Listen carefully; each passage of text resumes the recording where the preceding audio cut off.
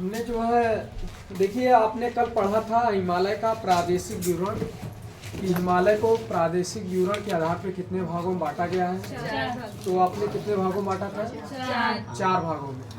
पहला था आपका पंजाब हिमालय, दूसरा था कुमायूं हिमालय, तीसरा नेपाल हिमालय और चौथा असम हिमालय। ठीक है ना।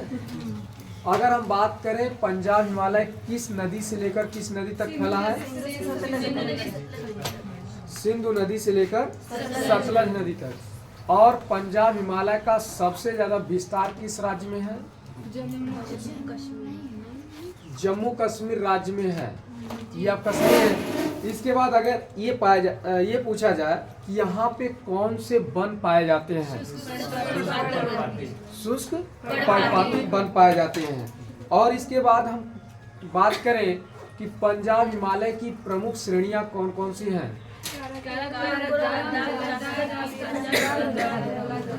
यही इसकी प्रमुख श्रेणियां हैं। और इसके बाद हमने आपसे चर्चा ये किया था कि जो यहाँ की पंजाब हिमालय में वर्षा कम होने के कारण हिमरेखा की ऊंचाई अधिक पाई जाती है। अब यहाँ पे अब देखिए आपसे हमने कहा है कि एक क्वेश्चन किया था, आपको बताया भी है कि महान हिमालय को हिमाद्री के नाम से जाना जाता है। और आप जानते हैं कि महान हिमालय को हिमाद्री के नाम से क्यों जानते हैं? क्योंकि वो उसकी चोटियां हमेशा क्या होती हैं? बर्फ से ढकी रहती हैं। और बर्फ से ढकी होने का रीजन ये है कि वहां पे वर्षा कम होती है। ठीक है ना। इसलिए हिमरेखा की ऊंचाई क्या होती है? अधिक होती है। तो वर्षा कम होने के कारण पंजाब हिमालय में हिमरेखा की ऊंचाई अधिक होती है। देखिए आपसे कहा जाएगा पंजाब हिमालय में हिमरेखा की ऊंचाई अधिक होती है। क्यों? तो वर्षा कम होने के कारण। ठीक है ना, यही है। इसके बाद हमने आपसे चर्चा किया था सियाचिन ग्लेशियर के बारे में। सबसे पहले आप ये बताने का प्रयास करें कि सियाचिन ग्लेशियर वर्तमान में किन देशों के बीच विवादित क्षेत्र है? भारत और पाकिस्तान के बीच विवादित क्षेत्र है। और सियाचिन का शाब्दिक अर्थ क्या है?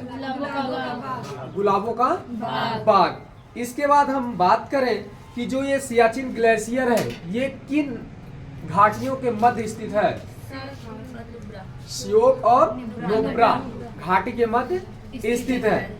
इसके बाद आगे आइए, जो हिमालय पढ़ना है उसका नाम है कुमायूं हिमालय। तो आज हम सबसे पहले जानेंगे कि कुमायूं हिमालय क्या है। तो सबसे पहले आप ये देखिए कि जो कुमायूं हिमालय है इसका विस्तार कहाँ से लेकर कहाँ तक है? कुमायूं हिमालय का विस्तार कहाँ से लेकर कहाँ तक है?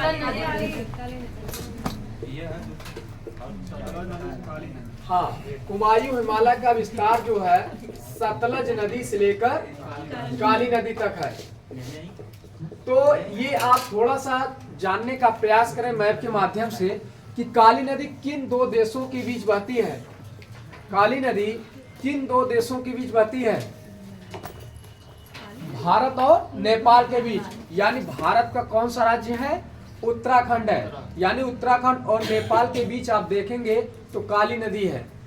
अब इसके बाद हम आप बात करें कि ये सतलज नदी आपको कहाँ पे मिलती है? हिमाचल प्रदेश में। ठीक है ना। हम जान गए कि कुमायूं हिमालय का विस्तार सतलज नदी से लेकर काली नदी तक है। इसके बाद हम बात करें कि इसका क्षेत्र किसके अंतर्गत आता है, तो कुमायूं हिमालय का जो क्षेत्र है वो गढ़वाल हिमालय के अंतर्गत आता है। गढ़वाल हिमालय कहाँ है आपका? उत्तराखंड में है। इसके बाद आगे हम बात करें कि कुमायूं हिमालय पे जो सबसे ज्यादा वृक्ष पाए जाते हैं वो आपके चीड़ और देवदार हैं। यानी कुमायूं हिमालय पर चीड़ और देवदार के सबसे ज्यादा वृक्ष पाए जाते हैं। यही पूछा जाएगा कि किस हिमालय में चीड़ देवदार के वृक्ष सबसे अधिक मिलते हैं? तो आपका आंसर क्या होगा? कुमायूं हिमालय। क्या?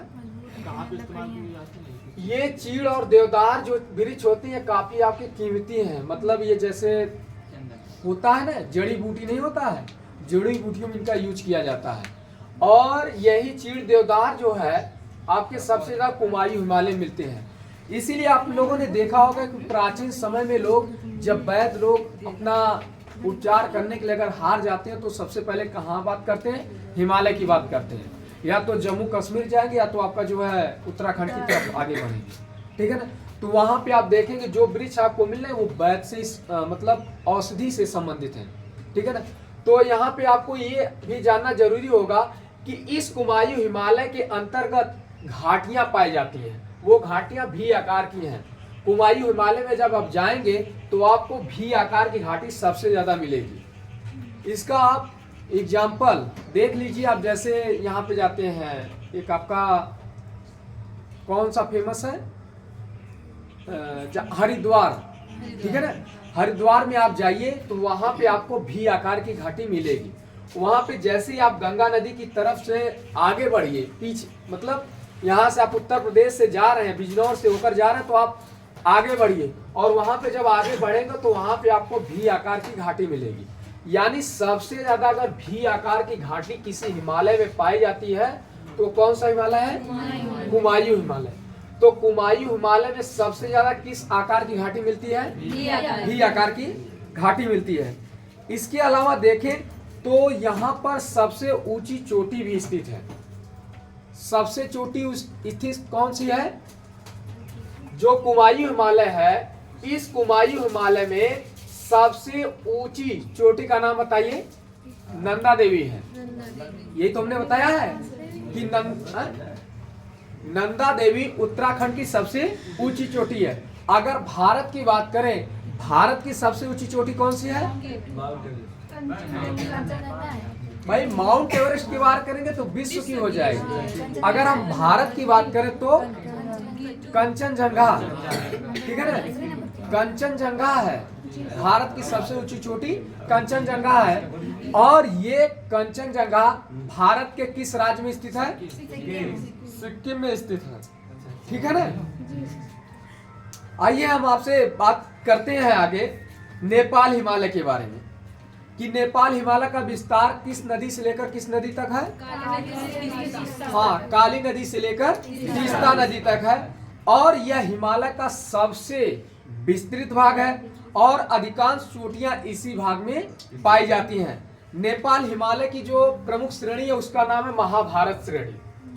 आपसे देखिए पूछा जा सकता है कि महाभारत की श्रेणी किस हिमालय के अंतर्गत आती है? पंजाब हिमालय, कुमायूं हिमालय, नेपाल हिमालय, असम हिमालय। कौन सा हिमालय हो जाएगा? नेपाल हिमालय। तो ये जो महाभारत की श्रेणी है ये नेपाल हिमालय का प्रमुख भाग मानी जाती है।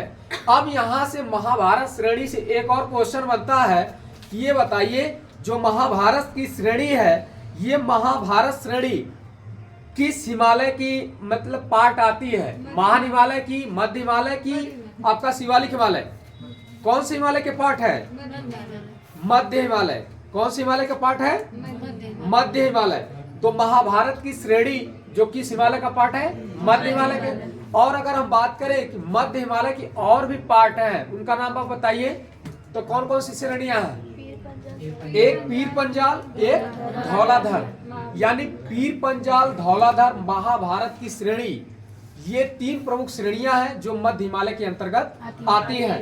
अब इसके बाद हम बात करें कि ये किस प्रादेशिक क्षेत्र के अंतर्गत आती है? महाभारत की श्रेणी नेपाल हिमालय के अंतर्गत आती है।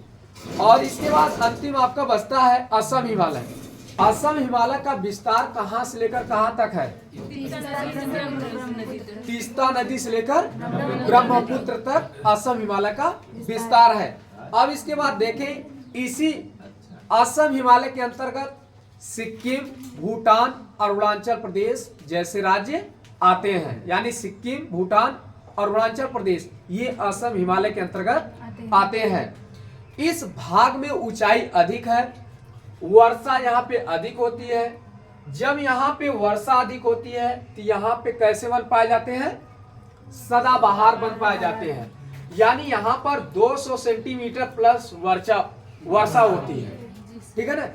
200 सेंटीमीटर प्लस वर्षा होती है तो यहाँ पर कैसे वन पाए जाते हैं? सदाबहार वन पाए जाते हैं। और इस भाग में अनेक दर्रे पाए जाते हैं, ठीक है ना। इस भाग की प्रमुख नदियां कौन कौन सी हैं? आप अगर असम हिमालय की बात कर रहे हैं तो वहां की प्रमुख नदियां कौन सी है? देवांग है, दिहांग है, शुभमश्री है, धनश्री है। ठीक है ना, यही तो इसकी प्रमुख नदियां हैं। आप सबसे पहले हमें लिखना है कुमायूं हिमालय के बारे में, ये तो लिखना है ना।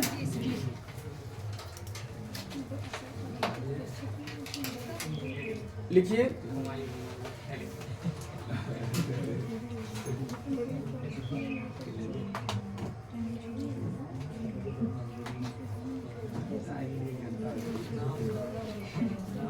लिखिए कुमायूं हिमालय का विस्तार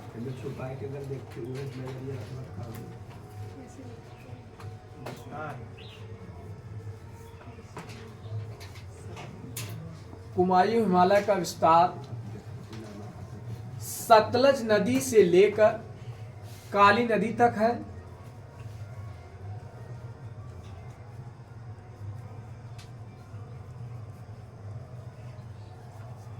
सतलज नदी से लेकर काली नदी तक है, जो हिमाचल उत्तराखंड में है। यानी कुमायूं हिमालय का जो क्षेत्र है वो हिमाचल प्रदेश और उत्तराखंड के अंतर्गत है ना, जो हिमाचल उत्तराखंड में है। ये आपका कुमायूं हिमालय है। आगे लिखिए, इसके अंतर्गत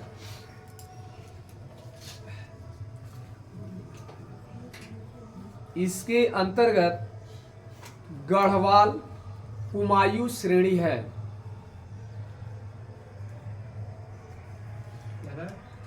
इसके अंतर्गत गढ़वाल कुमायूं श्रेणी है।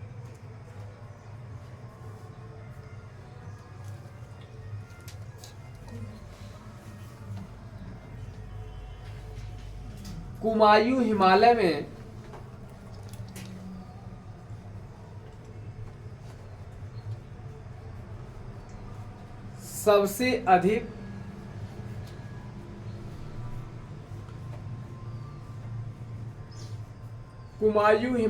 सबसे अधिक चीड़ देवदार के वृक्ष पाए जाते हैं।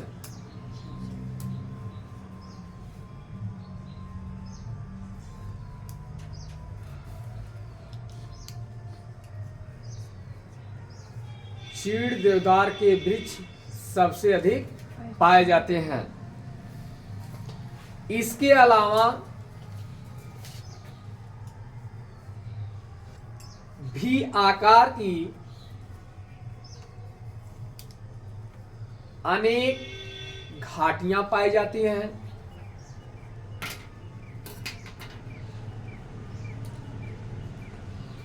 इस हिमालय की सबसे ऊंची चोटी नंदा देवी है। तो नंदा देवी कुमायूं हिमालय की सबसे ऊंची चोटी है। तो लिख लिए ना, इस हिमालय की सबसे ऊंची चोटी नंदा देवी है। आगे लिखिए, हेडिंग डालिए, नेपाल हिमालय।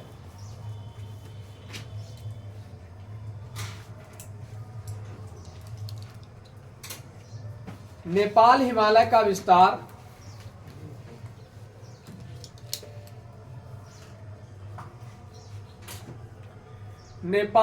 का विस्तार काली नदी से लेकर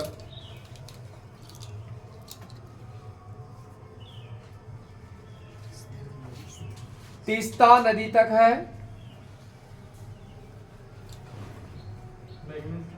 आइए, यह हिमालय का सबसे विस्तृत भाग है।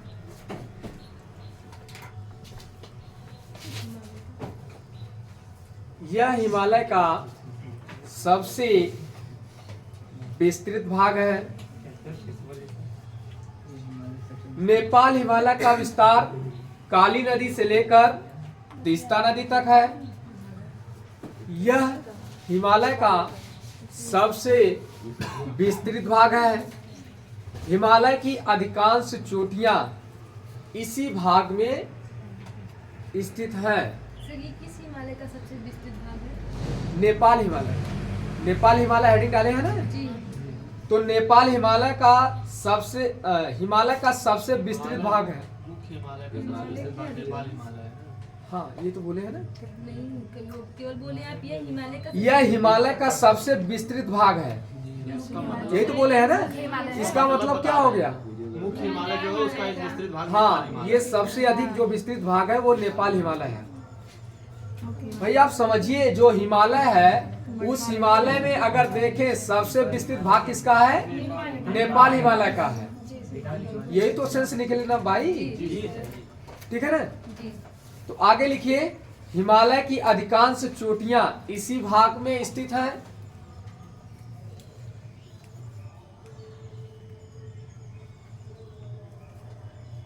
नेपाल हिमालय की प्रमुख श्रेणी महाभारत श्रेणी है।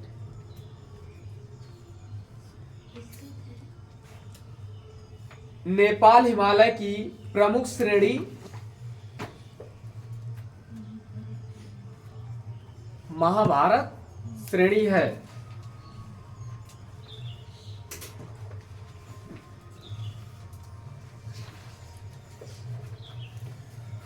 इसके बाद आप लिखें असम हिमालय, हेडिंग डालिए असम हिमालय।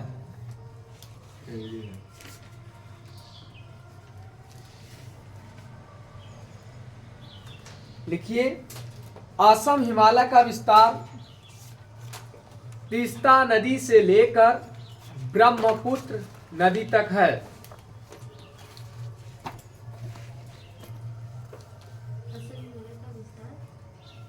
असम हिमालय का विस्तार तीस्ता नदी से लेकर ब्रह्मपुत्र नदी तक है। इसके अंतर्गत सिक्किम,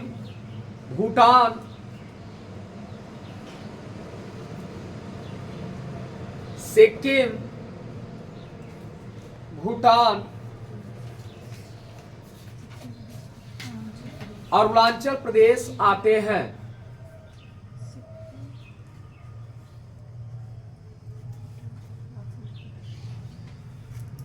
सिक्किम, भूटान, अरुणाचल प्रदेश किस हिमालय के अंतर्गत आते हैं? असम हिमालय के अंतर्गत आते हैं, ठीक है ना। इस भाग में सब ऊंचाई सबसे अधिक है।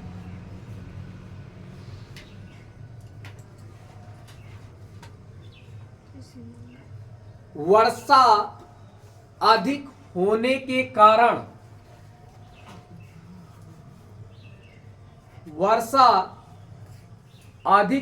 के कारण यहां पर सदाबहार वन पाए जाते हैं।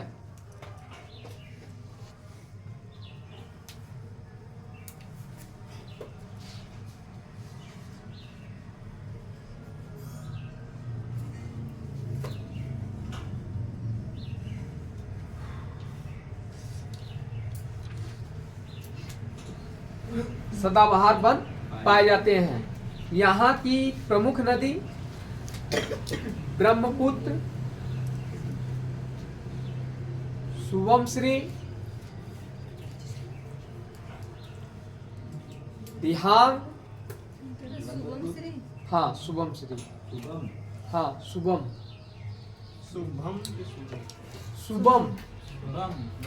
हाँ बम,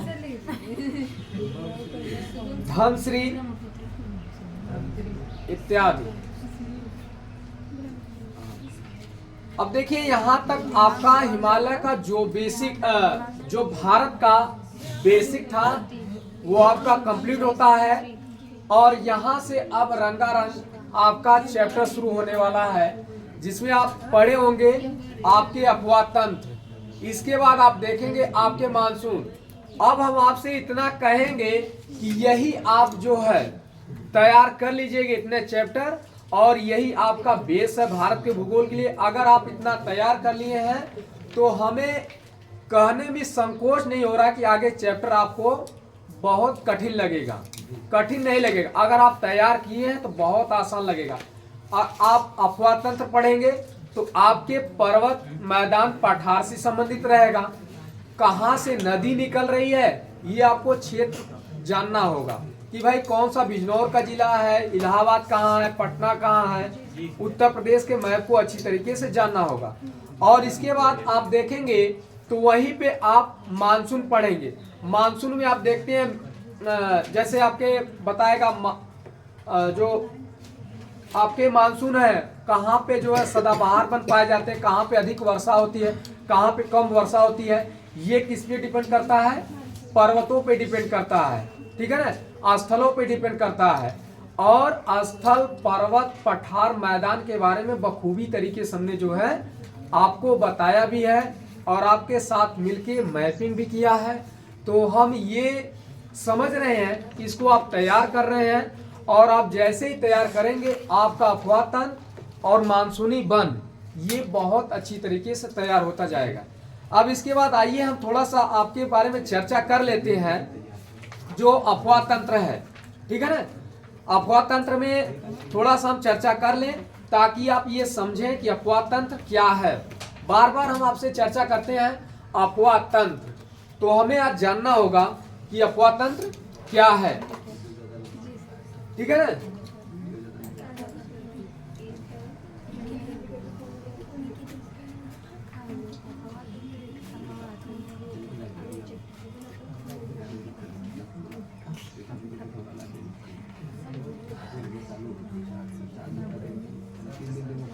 देखिए यही है हमारा अफवाह तंत्र, ठीक है ना। अफवाह तंत्र, अफवाह तंत्र क्या है ये हमें जानना है। जब कोई मुख्य नदी और उसकी सहायक नदियां एक निश्चित दिशा में प्रवाहित होती हैं तो उसी को हम कहते हैं अफवाह तंत्र, यही है, ठीक है ना। जब कोई एक निश्चित नदी एक मुख्य नदी और उसकी सहायक नदियां एक निश्चित दिशा में बहती है उसको हम क्या कहते हैं, अफवाह तंत्र। अफवाह तंत्र की बात करें तो यहाँ पे अगर भारत में बात करें कि भारत में कितने प्रकार के अफवाह तंत्र पाए जाते हैं, ठीक है ना। बात तो ये करना होगा कि भाई भारत में अगर आपने बता दिया कि जो मुख्य नदी है वो एक निश्चित दिशा में बहे और मुख्य नदी की जो सहायक नदी है वो भी निश्चित दिशा में बहे तो उसी को हम क्या कहते हैं, अफवाह तंत्र। तो आप ये बताइए कि भारत में कितने प्रकार के अफवाह तंत्र पाए जाते हैं। तो हम आपसे बता दे रहे हैं कि भारत में 4 प्रकार के अफवाह तंत्र पाए जाते हैं। पहला जो होता है उत्तर भारत का अफवाह तंत्र जिसे हम कहते हैं बाह्य प्रायद्वीपीय अफवाह तंत्र। इसके बाद हमारा आता है प्रायद्वीपीय अफवाह तंत्र, इसके बाद आता है तटीय अफवाह तंत्र, इसके बाद अंतःस्थलीय अफवाह तंत्र। 4 प्रकार के अफवाह तंत्र होते हैं। यही 4 प्रकार के अफवाह तंत्र में सारी नदियां आपकी समाहित हैं, ठीक है ना। यही 4 अफवाह तंत्र पढ़ना है और पूरी नदियों के बारे में हमें अध्ययन करना है, ठीक है ना। जहां से क्वेश्चन आपका बनेगा, जिस नदी से क्वेश्चन बनेगा उस नदी को पढ़ना है। ऐसा नहीं कि जितनी नदियां हैं सभी नदियों को पढ़ते जाना है, नहीं भाई, जहां से क्वेश्चन और जिस नदी से क्वेश्चन बन रहा है उसी नदी को हमें पढ़ना है, सारी नदियों को नहीं पढ़ना है, ठीक है ना।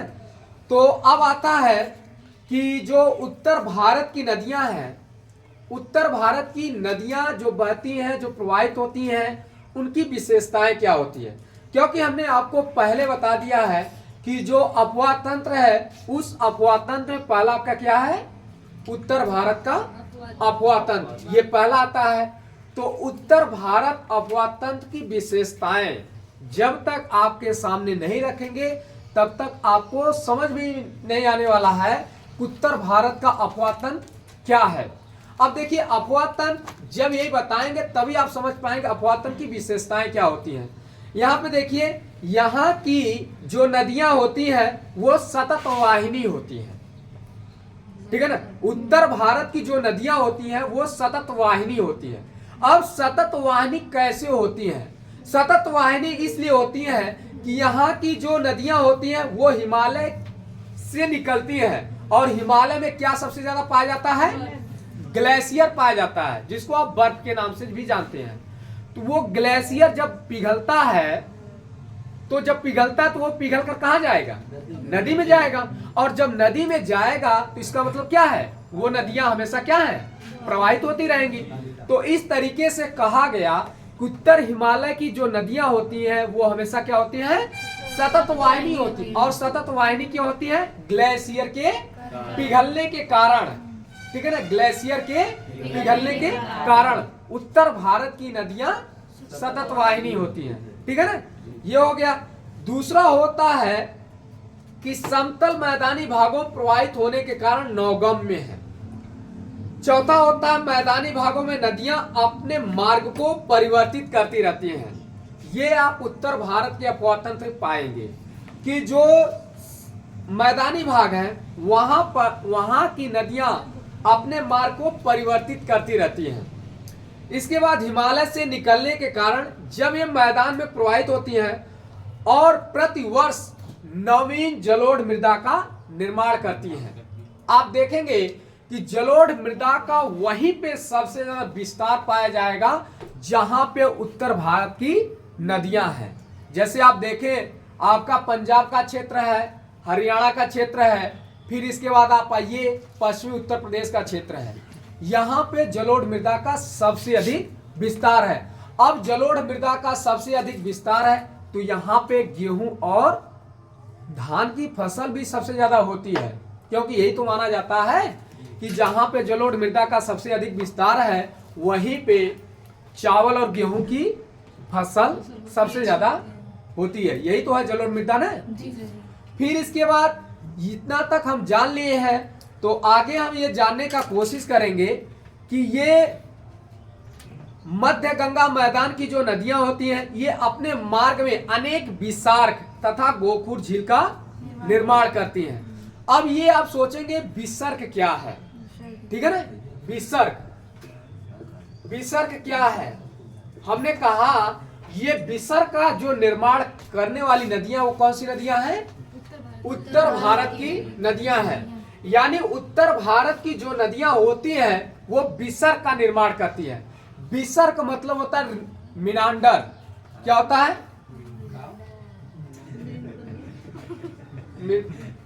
मिनांडर होता है, क्या होता है भूल गए जो है।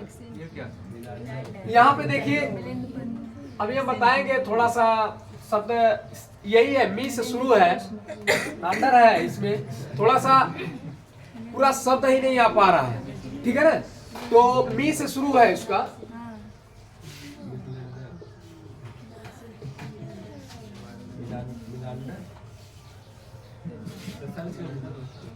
है वही जो हम बोले हैं, वही शायद आपका शब्द है। किसी के पास अगर है तो आप देख लीजिएगा, मिनांडर ही है। आप जो विसर्ग है मिनांडर ही कहते हैं, ठीक है ना। क्या चीज होता है? हाँ, बता रहे हैं। यहाँ की जो उत्तर भारत की नदियां होती हैं ये क्या करती है? अपने ऐसे ऐसे चलती रहती है, ठीक है ना। ऐसे आकृति इनकी बनती है, और जब ये आकृति ऐसे बनती है किसी को हम कहते हैं विसर्ग, ठीक है ना। देखेंगे जैसे कीड़ा आपका चलता है, सांप चलता है ना, उसी के आकार की यहाँ की नदियां भी आपकी चलती रहती है, उसी को हम विसर्ग कहते हैं, ठीक है ना। यहाँ पे सबसे ज्यादा आपको मिलेगा। और ये गोखुर झील का निर्माण करती है। किसका निर्माण करती है? गोखुर झील का। अगर आपसे कहा जाएगा कौन सी अपवाह तंत्र, यानी कौन सी अपवाह तंत्र गोखुर झील का निर्माण करती है, तो क्या हो जाएगा? हाँ, उत्तर भारत का अपवाह तंत्र सबसे अधिक गोखुर झील का निर्माण करता है। इसके बाद आगे हम जब बात करेंगे तो ये होगी प्रायद्वीपीय भारत की नदियों की विशेषताएं क्या हैं। उत्तर भारत की बता दिए। उत्तर भारत के नदियों की विशेषताएं क्या हैं? ये सतत वाहिनी होती हैं, समतली मैदान में प्रवाहित होने के कारण ये नदियां क्या होती हैं? नौगम्य होती हैं, और मैदानी भागों में प्रवाहित होती हैं तो ये अपने मार्ग को क्या करती हैं? परिवर्तित करती हैं। भाई जाहिर सी बात है, ये देखिए जाहिर सी बात है, अगर आप मैदानी भाग में आप चलेंगे, कभी इधर आपका मन कहेगा चलने के लिए, कभी इधर आपका मन कहेगा, कहेगा नहीं कहेगा? भाई खुला जगह है तो आप इधर चलेंगे, कभी इधर चलेंगे, वही नदियों का मन है, ठीक है ना। तो जब देखेंगे कहीं इधर मिल गया तो इधर है चलो, इधर मिल गया तो इधर चलो, यही होता है कि नहीं होता है? तो मैदानी भागों में प्रवाहित होने के कारण ये अपने मार्ग को क्या करती हैं, परिवर्तित करती हैं, और हिमालय से निकलने के कारण ये नदियां क्या करती हैं, जलोढ़ मृदा का निर्माण करती हैं, ठीक है ना। अब इसके बाद हमें ये जानना है कि प्रायद्वीपीय भारत के नदियों की विशेषताएं क्या हैं। यहां से हम आपको बताना चाहेंगे कि जो प्रायद्वीपीय भारत की नदियां हैं, सबसे बड़ी जो विशेषता है, सबसे मोस्ट जो क्वेश्चन है वो नर्मदा और ताप्ती को लेकर है कि प्रायद्वीपीय भारत की अधिकांश नदियां जो बंगाल की खाड़ी में गिरती हैं, अधिकांश नदियां, लेकिन यही नर्मदा और यही ताप्ती नदी है जो प्रायद्वीपीय भारत के अंतर्गत आती है, लेकिन ये बंगाल की खाड़ी में नहीं गिरती है। कहां गिरती है? अरब सागर में गिरती है। प्रायद्वीपीय की नर्मदा और ताप्ती को छोड़कर जितनी भी नदियां हैं ये कहां गिरती हैं? बंगाल की खाड़ी में गिरती हैं। यानी हम कह सकते हैं कि प्रायद्वीपीय भारत की अधिकांश नदियां बंगाल की खाड़ी में गिरती हैं, लेकिन नर्मदा और ताप्ती नहीं। नर्मदा और ताप्ती कहां गिरती हैं? अरब सागर में गिरती हैं। इसके बाद हम आगे बात करें, ये नदियां पठारी क्षेत्र में प्रवाहित होती हैं, ठीक है ना। ये नदियां क्या होती हैं? पठारी क्षेत्र में प्रवाहित होती हैं। तो क्या अपने मार्ग को बदल सकती हैं? नहीं बदल सकती हैं।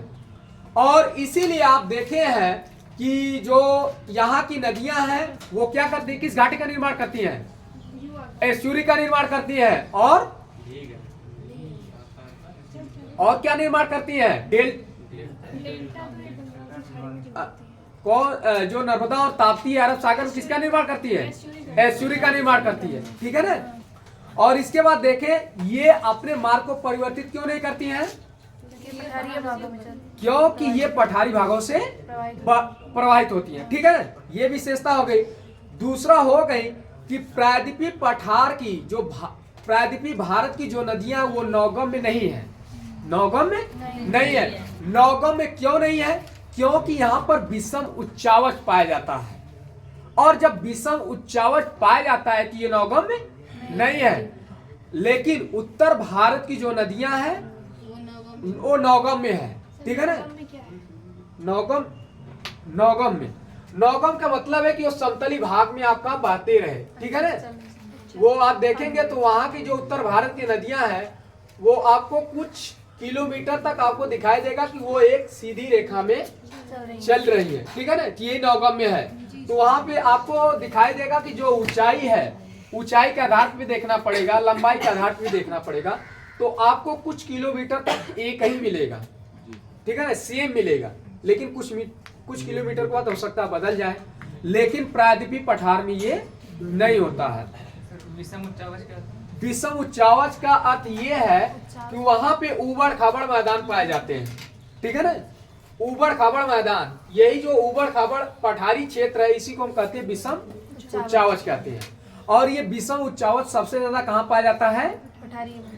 भारत के प्रायद्वीपीय पठारी क्षेत्र में, ठीक है ना।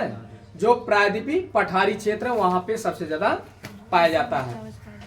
थोड़ा सा क्या है ना कि हम जब ज्यादा जो है बोलना शुरू करते हैं तो आवाज जो है लड़खड़ा जाती है ना, ठीक है ना। कभी कभी सोचते हैं कि आराम से बोले,